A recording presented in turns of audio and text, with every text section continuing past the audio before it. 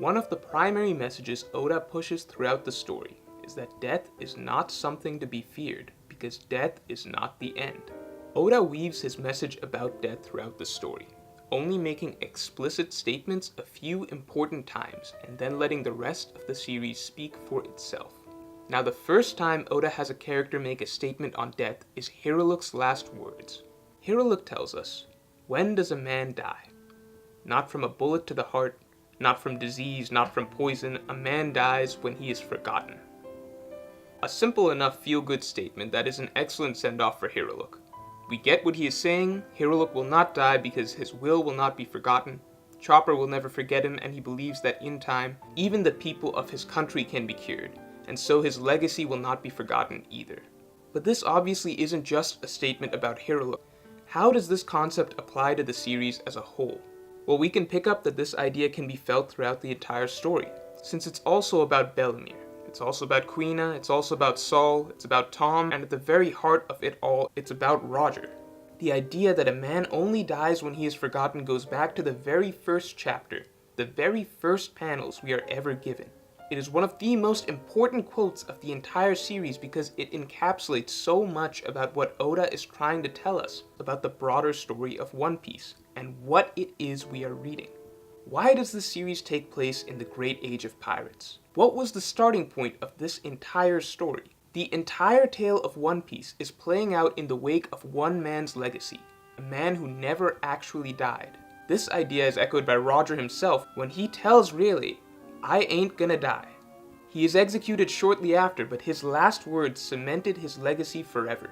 Just as Hiriluk tells us, Roger didn't die when he was executed on that platform. Roger never died. We know Roger had some sort of a goal, something he discovered at the end of the Grand Line that went unfulfilled. But Roger is still going to get it done. Something like a disease isn't going to stop the king of the pirates. And so as long as there are still pirates chasing after One Piece, following in his footsteps, Roger lives on. And in that same vein, Oda pushes the notion that a man's dream may never die, a quote just as important as Hiriluk's. This notion that dreams are greater than oneself is a consistent theme in One Piece, along the same lines as inherited will. We get various statements about inherited will, dreams, memories, spiritual successors, and it all comes down to the same underlying theme of this series. Death is never the end, because there is something larger at work than the characters themselves. The ideals, the dreams, the wills that they embody are more than just the individual. It doesn't matter if one dies chasing a dream because that dream can be passed on. That will can be inherited endlessly. The foundation of this entire series is built on that concept. It is built on the idea that there was a man named Gold Roger who never truly left this world, since we are reading the story of the entire pirate world chasing his ghost. Maybe this is why Oda always draws characters who are D's as dying smiling. Maybe these individuals innately have that same understanding of death that Oda is pushing. They understand firstly that death is not the end, so death is not something to be feared. And if they believe that there is something greater than their own lives at stake, then living in pursuit of those greater ideals, such as a dream or the will of another, is more important than valuing one's own simple life. And because of this, the D's never live their lives with regrets. Even if they end up failing or falling short in their grander pursuits, they chose the path they did and never wavered in their resolution. Ace doesn't regret defending Whitebeard and protecting Luffy. Saul doesn't regret fighting the government and protecting Robin. Luffy will never regret pursuing his dream.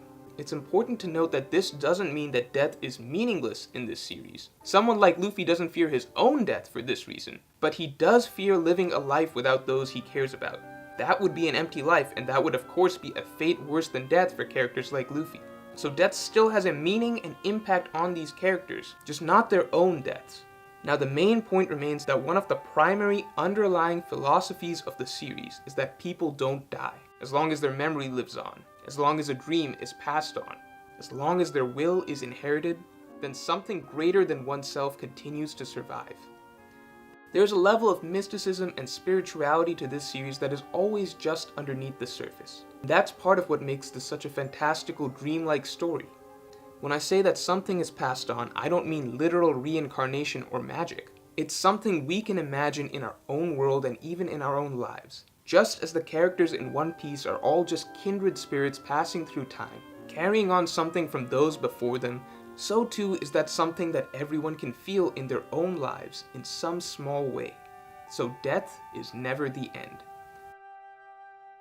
If you enjoyed this video, then please like, share, and subscribe.